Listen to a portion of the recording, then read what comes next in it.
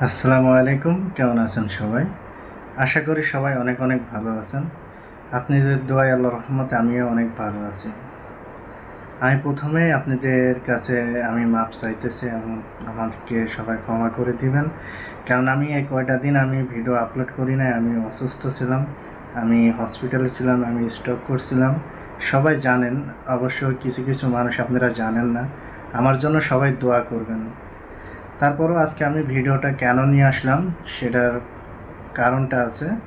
আর আমি যে বাসাতে ভিডিও করতেছি এটা আমার বোনের বাসা। অনেক রাতে বসে আমি ভিডিও করতেছি। আমার দরকার ছিল যে এই বিষয়গুলো আপনাদের মাঝে তুলে ধরার জন্য এবং কি আপনাদের গুড নিউজটা দেওয়ার জন্য।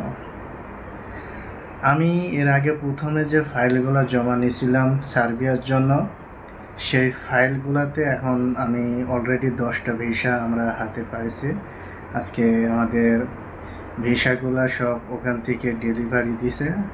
আমাদের অফিসে ভিসাগুলো আছে, যেহেতু আমি অফিসে যেতে পারতেছি না কয়টা দিন, আমি একটু রেস্টে আছি। ডক্টর আমাকে বলছে যে দেখেন আপনি একটু রেস্টে থাকেন, আপনি এখন বেশি হাঁটা চলাফেরা করেন না, কিছুদিন একটু রেস্টে থাকেন। সেজন্য আমি এখানে যে হসপিটালে ছিলাম, হসপিটাল থেকে আমি আমার মেজো বোনটার বাসায় আছি এখন বর্তমানে। আর যারা আমার ভিডিওটা দেখছেন অবশ্যই আমার জন্য দোয়া করবেন।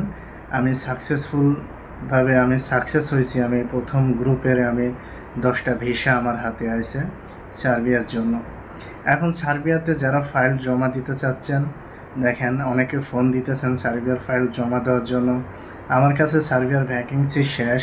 আমি বেলারুশ নিয়ে এখন কাজ করতেছি, আমি বসনিয়া নিয়ে এখন কাজ করতেছি। যারা বেলারুশ বা বসনিয়ার জন্য ফাইল জমা দেবেন তারা আমাদের সাথে যোগাযোগ করতে পারেন।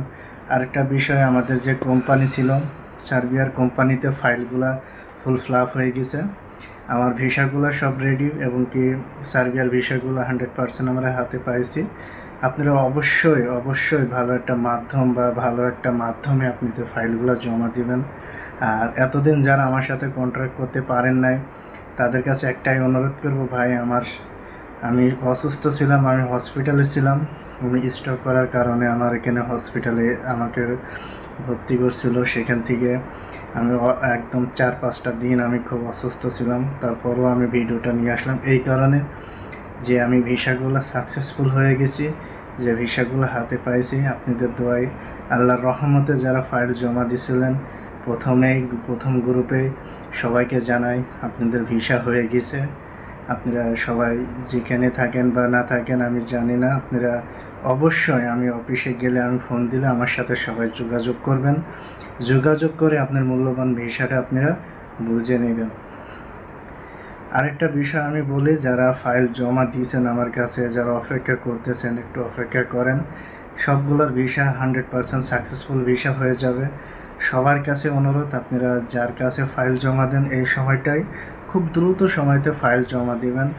কারণ দেখেন 2026-এর মাঝামাঝি টাইমটা এসে কিন্তু সার্বিয়ার বাংলাদেশিদের জন্য ভিসা আর ইস্যু হবে না। কারণ আমরা যে তথ্যটা পাইতেছি, যত কর্মী ওখানে যাইতেছে ম্যাক্সিমাম সাপ্লাই এবং কি সাপ্লাইতে যায় কিন্তু একটা কর্মী ওখানে থাকছে না।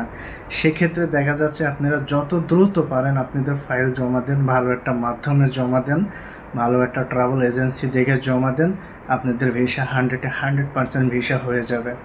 আর আজকে আমি এই অবস্থায় ভিডিওতে আসার জন্য আমি দুঃখিত, আমাকে ক্ষমা করে দিবেন। আর আশা করি আরেকটা বিষয় আমি যেটা বলতে চাচ্ছি যে আমার ইউটিউব চ্যানেলে কিন্তু আমার ভিডিও মানুষ এডিটিং করে কিন্তু অনেক প্রতারণার ফাঁদ পাইতেছে। সরাসরি আমাকে না দেখে আমার সাথে না কথা বলে আপনারা কারোর সাথে লেনদেন করবেন না। এই লেনদেন থেকে আপনারা বিরত থাকবেন। আমি কিন্তু টোটাল 10টা ভিসা সাকসেসভাবে আমি হাতে পাইছি। আশা করি ভিসাগুলো আমি আপনাদের সুন্দরভাবে দেখাবো। আমি অসুস্থতার কারণে আমি ঢাকার বাইরে আছি। আমি ঢাকায় আমার অফিসে যখনই যাব তখনই প্রতিটা ভিসা আপনাদের ধরে ধরে আমি ভিসাগুলো দেখাবো ইনশাল্লাহ। আমার জন্য দোয়া করবেন, সবাই ভালো থাকবেন, সবাই সবার জন্য দোয়া করি। আজকে আমি ভিডিওটা ছোট একটা ভিডিও করলাম, আশা করি আপনাদের ভালো লাগবে। আর আমার জন্য সবাই দোয়া করবেন। আমি সবার কাছে আশা করি আমার জন্য দোয়া করবেন। আল্লাহর কাছে আপনারা দোয়া করেন আমি যেন দ্রুত সুস্থ হয়ে যেতে পারি, আপনাদের স্বপ্নগুলো আমি যেন আবার পূরণ করতে পারি। আর আপনারা জানেন SR global tourist and travels এটা প্রবাসী কল্যাণের জন্য কাজ করছে। ভবিষ্যতেও কাজ করবে। আর আশা করি যারা ফাইল জমা দিয়েছেন আমার কাছে, যারা আমাকে কয়েকদিন ফোনে পান নাই, তাদেরকে একটা অনুরোধ করবো, ভাই ডেলি আমার সাথে কথা হবে ইনশাল্লাহ, কিন্তু বেশি ফোন দিয়েন না, কারণ আমি কথা বলতে আমার একটু ঝামেলা, মানে একটু সমস্যা হচ্ছে, কারণ বোঝেনি তো। এই যে আমি আপনাদের সাথে ভিডিও কথা বলতেছি, তারপরেও কিন্তু আমার শরীরে ক্লান্ত লাগতেছে প্রচুর। সেজন্য বলছি ভাই, যে যেখানে আছেন আমার জন্য দোয়া করবেন, সবার কাছে আমি দোয়া কামনা করি। আমি সবার জন্য দোয়া করি, আল্লাহ যেন আপনাদের ভালো রাখে এবং সুস্থ রাখে। আল্লাহ হাফেজ।